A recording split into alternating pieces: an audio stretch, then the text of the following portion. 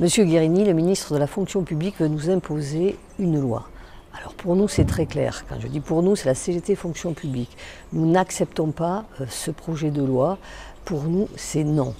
Plus de licenciements dans la fonction publique, c'est non. Plus de rémunération au mérite, c'est non. La suppression des catégories, c'est-à-dire à la non-reconnaissance des qualifications, c'est non.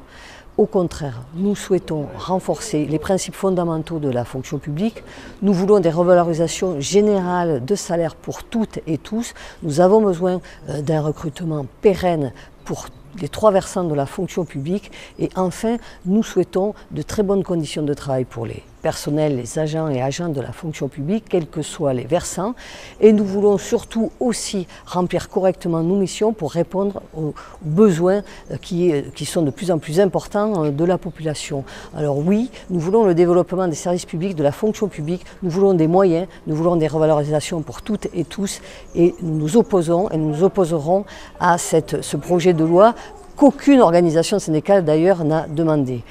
Pour cela, il n'y a aujourd'hui aucune concertation, vrai dialogue et vraie négociation avec le ministre de la fonction publique. Nous pensons essentiel de mobiliser l'ensemble des agents et agentes de la fonction publique contre ce projet de loi fonction publique. Nous appelons dès le 10 juin nos syndicats à se déployer au niveau de chaque service, au niveau de chaque collectivité territoriale, au niveau de chaque établissement de santé pour débattre, discuter et montrer à quel point ce projet de loi peut être nocif pour les agents et les usagers et usagères.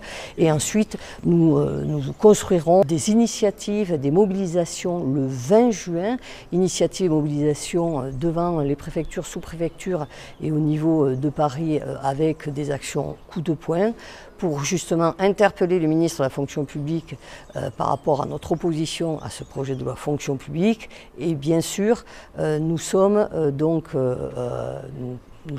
l'objectif de pouvoir ensuite, et notamment pour le mois de septembre, de pouvoir être en capacité de mobiliser massivement tous les agents et agentes de la fonction publique, non seulement pour contrer et stopper ce très mauvais projet de loi, et pour obtenir gain de cause par rapport à nos revendications.